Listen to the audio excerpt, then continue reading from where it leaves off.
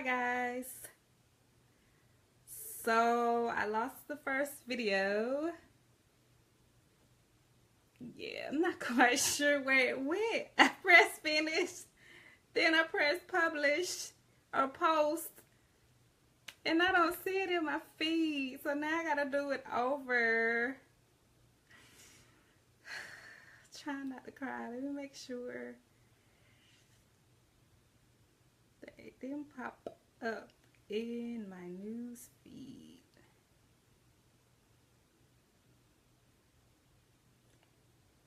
If not, I'm okay. I'm okay. Wow, and it was good. I really felt like good about that video. Let's see. Let me make sure it's not there and I'm missing it. If not, I'm going to tell you guys as much as I remember from the last video. It's not there. Alright, so it is Right on Wednesday. It is a written take 2 recap.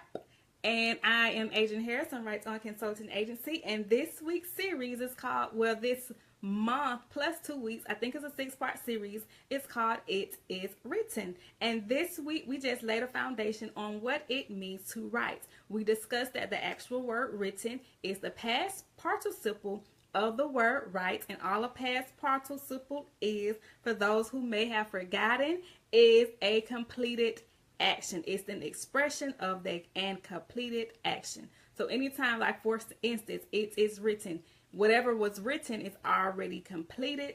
The action is completed. Yeah, okay. So just in a nutshell, the action is done. So the word write has several words in its definition that help us to understand what's actually going on when we write information down. So not only within the word write are we engraving information on our minds, we are also describing, we're inscribing, we are prescribing, we are subscribing, and we are recording information to our brains. How powerful is that? I just get a kick out of knowing that that's what's actually happening when I sit down and write information down. So the word describe, or the words describe that stood out to me, is actually some obsolete words, but it meant to observe and perceive. So anytime that you are writing information down, you are actually subconsciously observing and perceiving this information. So let's say you write down your things to do list. You're observing the things you have to do. You are perceiving what you have to do. And the next definition, or another definition, means to prescribe. And that word prescribe means to lay down a rule or dictate. So you are observing what you need to do and dictating to yourself what you need to do, which is why you get it done. How many of you have the testimony, when I write information down, you are much more likely to get the thing, whatever it is, done, versus when you just say, oh yeah, okay, yeah, I'll be there till the dinner.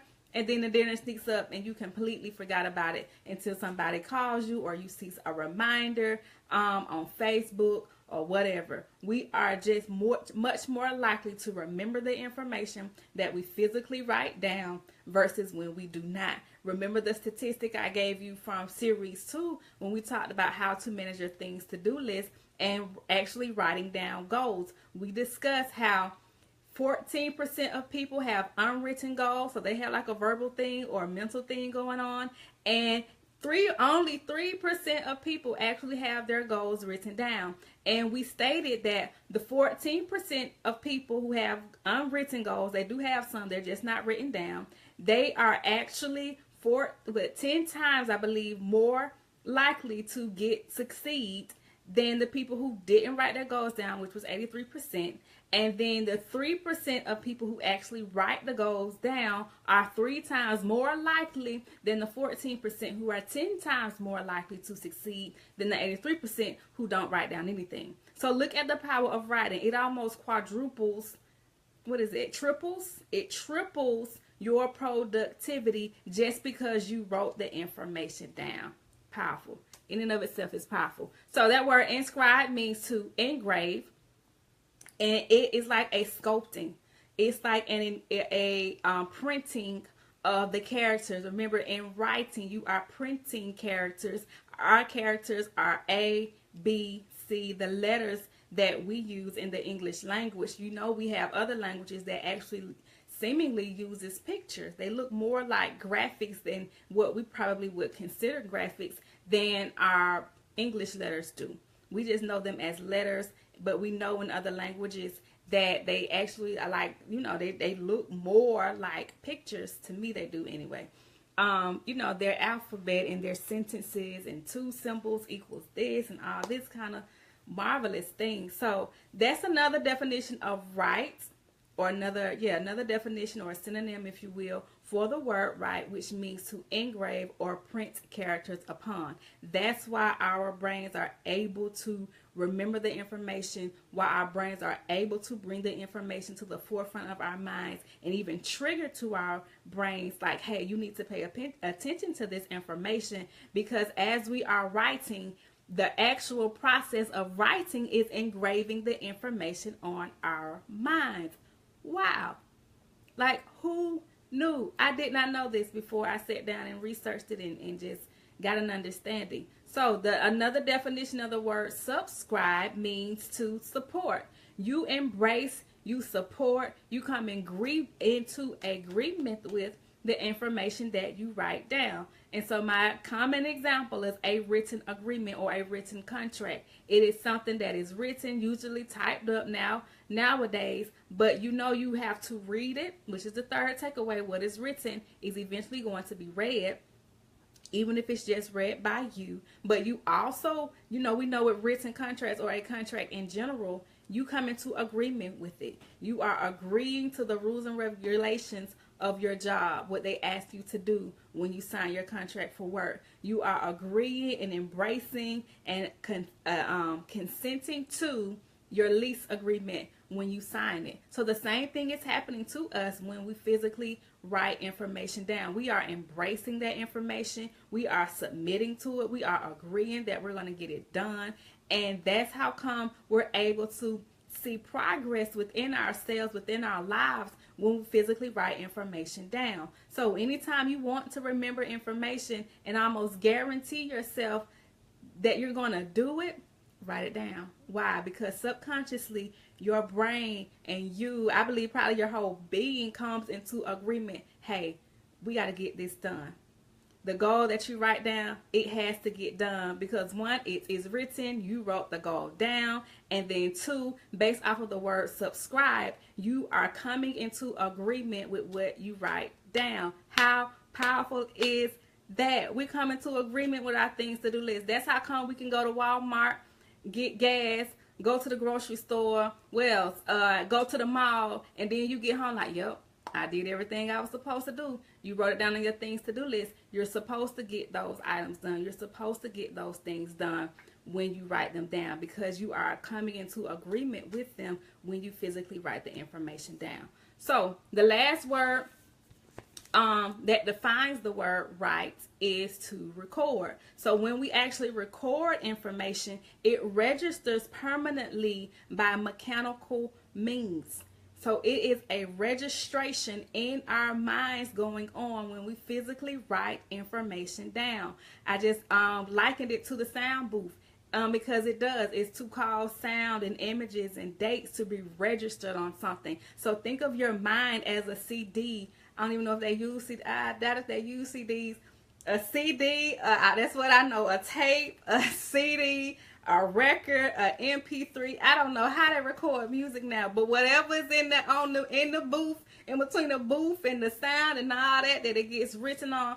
Think about your brain as this huge sound system, and as you are writing information down, your brain is recording the sounds, it's recording the images, it's recording what you actually write. So it begins to record words, it begins to record sentences, it begins to record paragraphs. And the same thing is happening when you're reading. Your brain is recording those passages and those sentences and etc., as you are reading the information. That's why writing and reading go together. That's why you can't be considered literate if you don't read and write.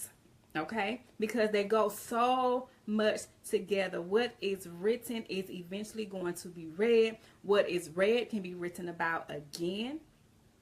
What is read is going to eventually be verbalized, which is a whole nother recording process to your brain. So the two are directly connected to one another. That's why you can see somebody who is well read. They are also well written. They are able to write really, really well. The more we read, the better writers we are. That's how somebody, typically people who like to write, typically they like to also read.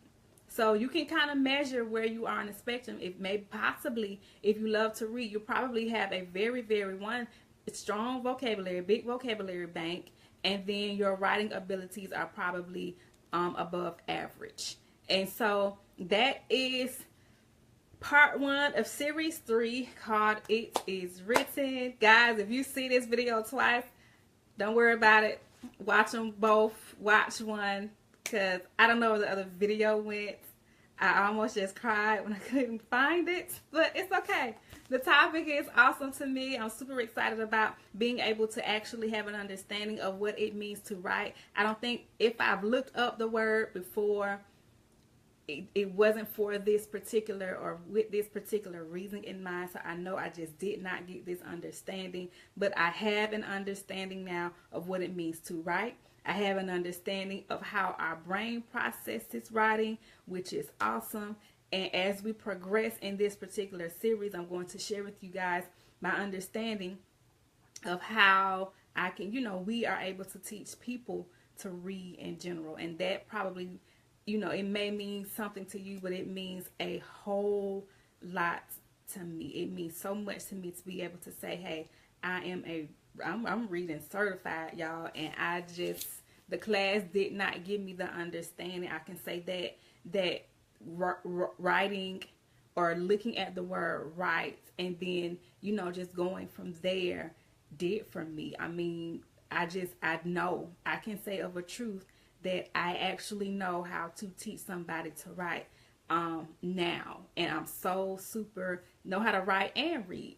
I believe I can teach a good writing class now. Like, man, what kind of, boy, sign me up. I'm so glad I work at the writing center because I can see, I believe I'll be able to see now what's missing in their writing. Are they missing some subscription? Are they missing some prescribing where they need to be more dictative and give more guide to their reader? Do they need to inscribe more? Do they need to etch some more adjectives into what they're writing to be able to bring their story to life? Do they need to use more description so that people are able to observe and perceive better what they're trying to get across to the reader? Like, I'm just so excited on so many levels for this particular series. So I hope you guys share it, like it, watch it, give me feedback on this particular video, please, or on all of the videos. I welcome you all's feedback on what is said.